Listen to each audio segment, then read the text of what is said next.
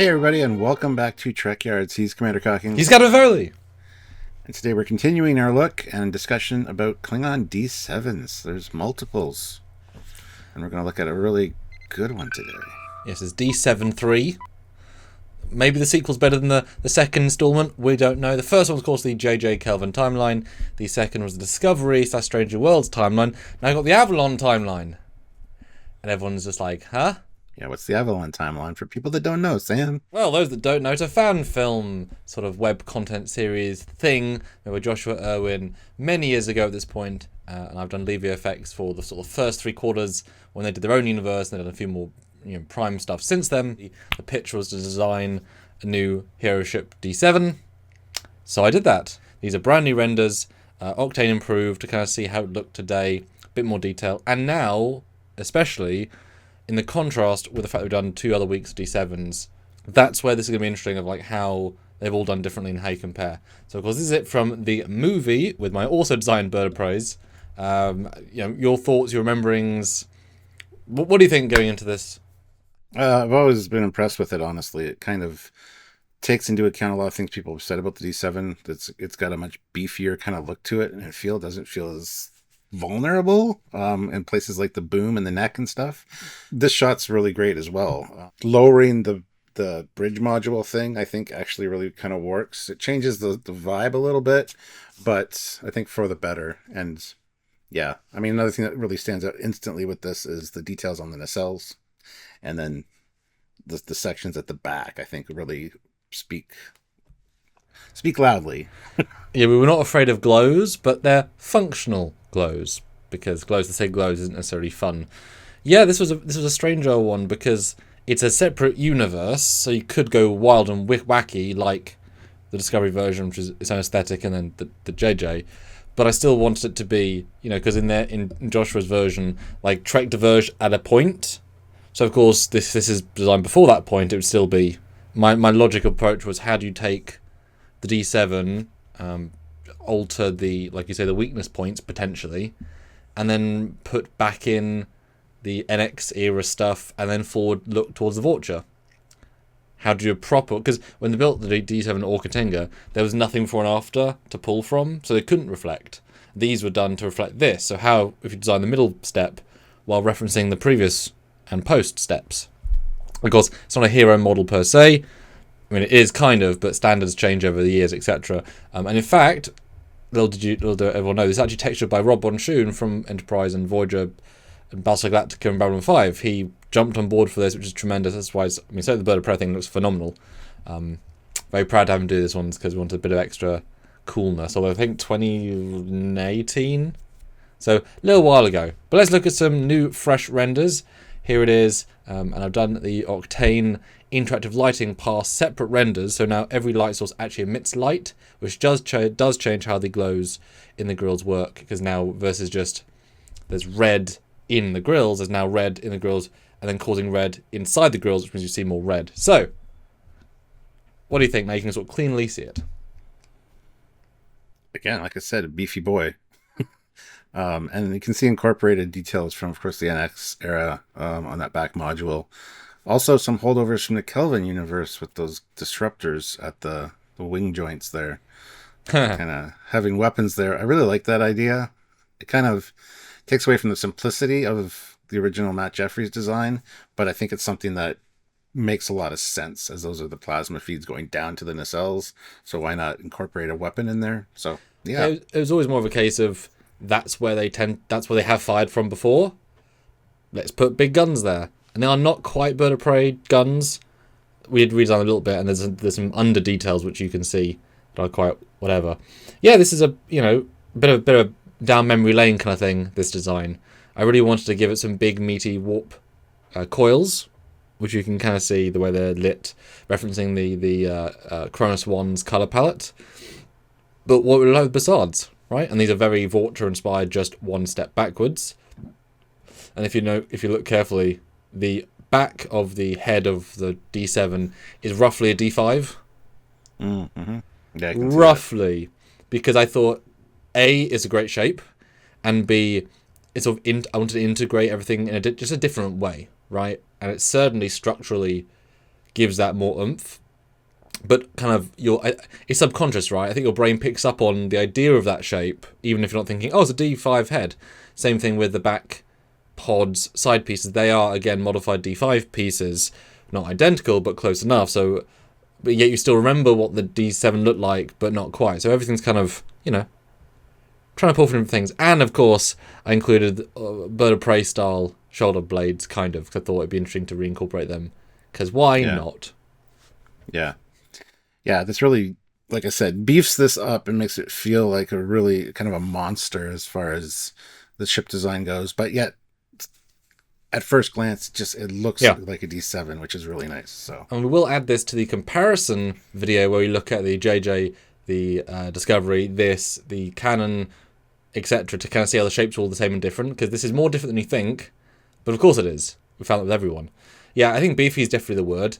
The original D7 Katinga feels like a warship in that you know it's a warship, but its spindly elements defy the aggressive feel. I think this has more of that, oh, I get it. It's a battleship, right? It kind of pulls you back in that realm by making certain choices. This is a D7 on steroids that's gone to the gym every day. Yeah. No, it kind of is. And a neck transplant or something. Next shot, though, is the back. We've got the classic double shuttle bay. Although, just like convention halls, you can just take out the divider, make it one big bay. But I liked the idea of making two. Just like bit of diversity, and if one's landing craft, one could be fighters, etc., etc. One could have a giant bomb in it that you could drop. I don't know. I'm not the Klingons. And if you zoom in on that area, of course, you can see there's a torpedo launcher in the middle, and then two weapons mounts on the back of those shoulder blades. They look like disruptor cannons or something. No, they're just on the D5. We've had some extra greeblies. I think they should be weapon mounts, because that's what they look like. Yeah, not against that. Maybe they're proto-mega phasers. Or megach phasers. Yes.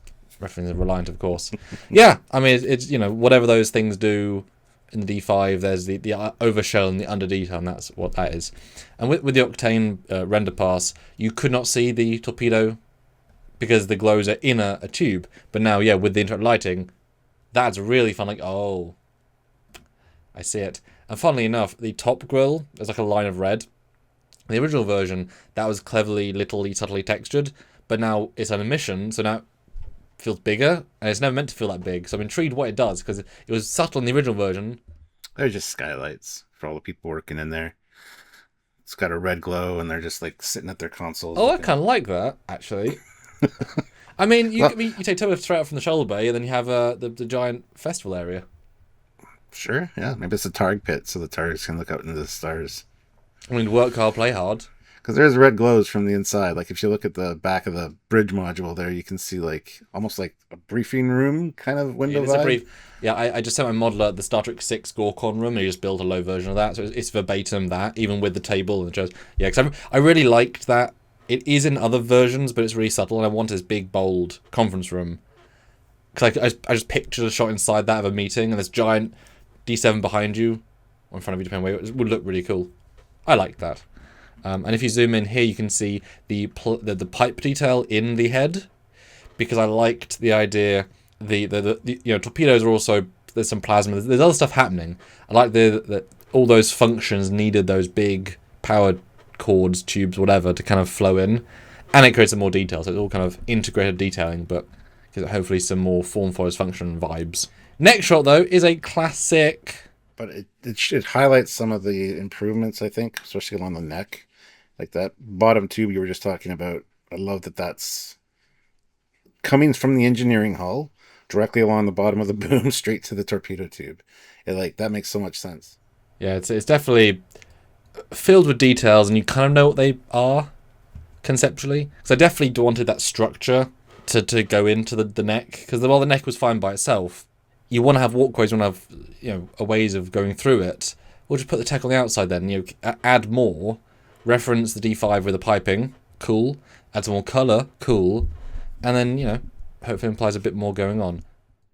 And I noticed guns on the very bottom, right where the neck meets the head, and also little turnable turrets on on the underside of the top hat, as they call it. Yes. Which is a really cool, nice addition. Yeah, we took inspiration from the cheek-mounted bird of prey cannons, rebuilt those, updated them a little bit, put them there. Never used them, and in fact they're really small in the grand scheme, but the product very cool firing. And those aren't actually guns at the bottom of the chin; those are just piping. Again, referencing D5. Oh, but they could be perfect. You got a plasma feed, just have those be weapons. Sure, or even a under neck mad torpedo launcher, maybe. Oh, and I forgot I added the Star Trek 6 Chroma Swan's copper ring, which I always liked. Yeah. Because that it's copper to imply fancy, but here I thought that the just the color disparity, the difference in different things happening. And if you notice, there's a fun neck slit strip multi-line glow, which I just liked because the way we built it was just indents. I said try adding some lines of red, or I think originally there were lines, and I was like, oh, let's make them glows for like one of the versions. And now with Octane, it gives lovely channel of glow in the neck. And as you can see, you can kind of start to see the under cannons are pretty beefy. They go pretty far into the hull. And they've got little emitters at the bottom as well, which are kind of power core things. Just don't hit them, just don't shoot them. It won't affect them, but just don't shoot it. Now this view, of course, you can see the under symbol, which we've mentioned in previous of this series. How does that make you feel? It should be there, and I love that it's like very bold. And the right colors, too. It's not just all red. It's got the original TOS colors, which I think works really well, honestly. And it's very subtle, but there's actually a warp core ejection hatch. Mm-hmm. Can see that, yeah. Yeah, because it's like, well, it makes sense, right? Next view is the same, but reversed. Really get the close on the nacelles, which I had a lot of fun sketching, because they're nothing, they're no particular version of a nacelle, but they kind of have hybrid of everything. And I just liked the hopefully just the redundancy feel by having so many warp coil arrangements. It wasn't meant to be, one giant set of coils. It was meant to be, a warship can take damage. Well, if we lose our front coils, we, a bit of redundancy. Yeah, absolutely. And you can really see the lower Klingon symbol detail a lot better too. You can see some copper detailing underneath these sort of the top spire things. Yeah, I love all just the subtle copper everywhere, which is very D5, but it's the right sort of color to kind of sense of, we've pushed tech so far, but we can't quite hide everything. And I love the idea of this dual shuttle bay. That looks really good. Yeah, because I remember I did play with all the shapes a bit. It goes out further, notably, and also the whole second hull has been pulled down. I'm going to say a number, maybe like 15-20%, and if you feed that then back, you get more room for the shuttle bay. So it allowed it to be a big one, and therefore, too, I thought was really appropriate. I think originally they thought, we could add some more weapons. I said, no, let's use all the space to make a giant bay, because that could be useful, right? Mm-hmm. Yeah, absolutely. That's my thought process. All right, orthographically, let's have a gander. Top and bottom. So the D7. We've looked at these.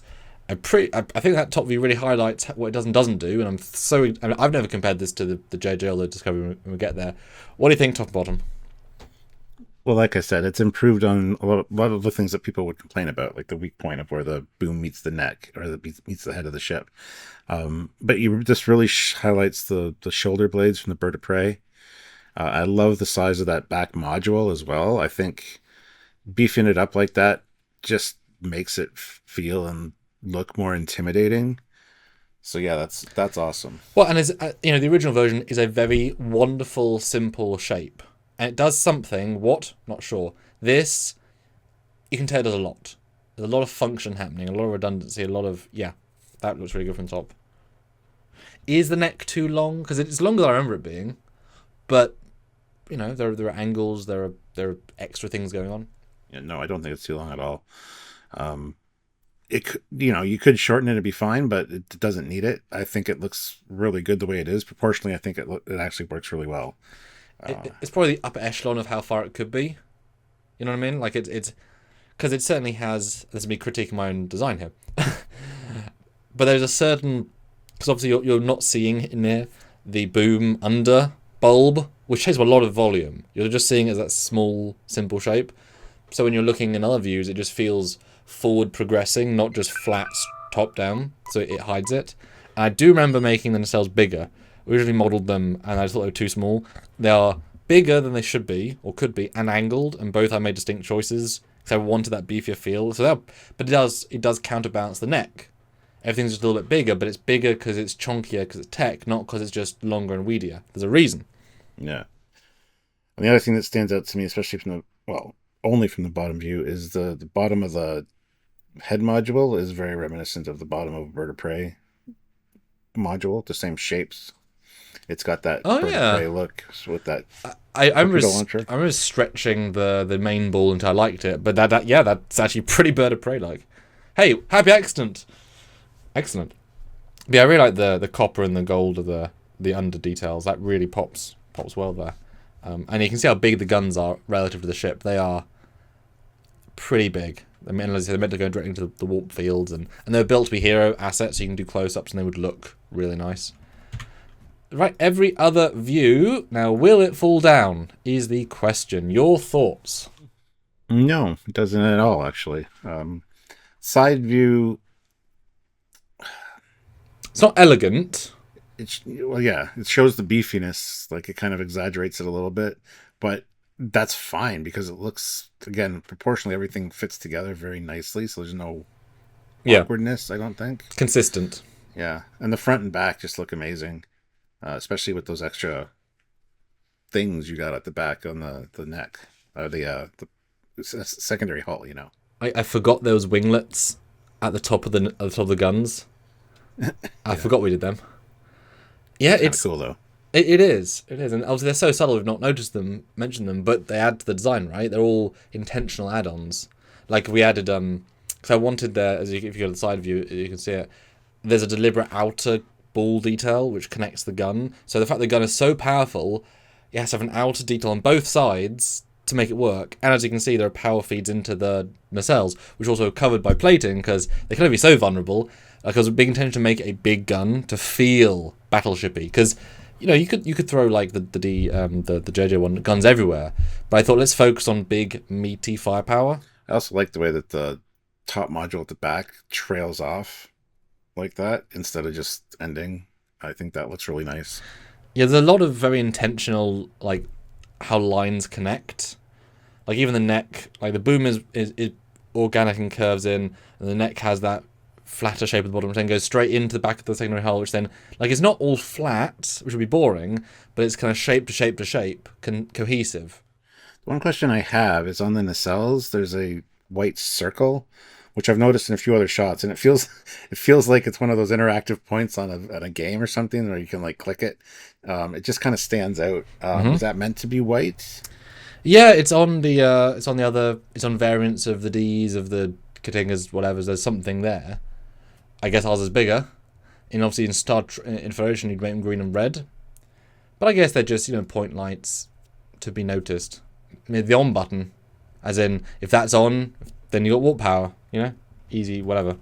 I will say in this version of the renderings, the interiors don't pop quite as much because there's actually a lot of detail on the windows. There's windows in the neck, there's windows in the head. It doesn't quite pop. You can see them, but it doesn't quite pop as much as they could do. But there's actually quite a lot, and there's two windows at the top, which I believe is also a conference room, kind of designed to be the forward-facing captain's version.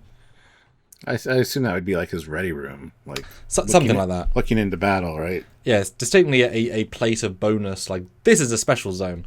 But I'm kind of surprised how sort of gently flat the back view looks, but everything's just kind of so integrated that everything has a gentle fall off. It's not flat. It's just everything has a curve and yeah. Yeah, it's really an elegant design while being brutal and beefy at the same time. Crazy, eh? All right, let's look at some of those other beauties from the other ones. Some sort of aggressive renders. Bottom version, all the red pops really well in this view. What are they? Would you be intimidated if this thing was above your house in Canada? I would say so, yes. Lots of guns and one torpedo, but still, I mean, I love the guns. The addition to the winglets there. Which, if you wanted, you could add more of those head-mounted turrets in other places if you wanted to, and make it even more armored. They'd be very easy to do. It could be good to put one right at the base of where the boom attaches to the secondary hull. Have a gun there. Yeah, and they're pretty nicely detailed too. So fun to use. How do you think it compares? I mean, obviously we looked at them a little, not today, but how do you think this view compares to the aggressive of the JJ and the Discovery, like instant reaction? Oh, I need to have them all side by side, but this is one of those ships that definitely, that angle is quite imposing, because no matter how long the neck is, if you think it's too long on whatever ship, this takes that away. It always just looks like, what are you going to do? You know? So I'd love to see a comparison of all of them with this angle, because... And it might be the case, right, when compared to the actual Katinga, the actual D7, is this detail for detail's sake? Adding the big things? Because we haven't really got the small greeblies that Minutia has, but we've got these big details, but they're sort of functional. I don't know, we'll see, right? We'll see. Next view is the reverse top, which again highlights different details. The nacelles on this one, I like the sturdiness of them. The other ones, like the classic D7, they're very simple. They look very nice. They don't seem too small. They don't feel too small or anything like that. But I think this kind of gives it a heft, you know? Yeah, it instantly, and I think it was intentional, goes more into the flagship class versus the warship class. There's a certain oomph where it raises it, because you could make smaller ones and it would feel smaller, but... And those guns sticking out of the winglets too, they kind of hidden in this view, but they look really good still. Yeah, they're definitely protected to a certain amount. And final picture is the classic view, of course. I do think the new interactive lighting has helped this ship be a bit more fun looking. Certainly come to life a bit more. But yeah, it's definitely, you know, you can speak from experience. You have to design one. How do you design a industry sci-fi classic? Well, my approach was looking at what came before and after, fixing some things that you could argue were less good, maybe, possibly, and see what comes out at the end of it. Yeah, well, I think it's a fantastic job. Like, I got to give you a lot of kudos. This is a very nice improvement, and Star Trek designers everywhere should be paying attention, and future show producers, because this is a cool design. It's yours if you guys want it. There's a few areas I might tweak, like how some of the geometry goes into itself, because it can, but you'd probably add some plating to kind of hide those intersection points. I would do, and I really like how we did the top bridge plating with a little line, just all these little touches were put together.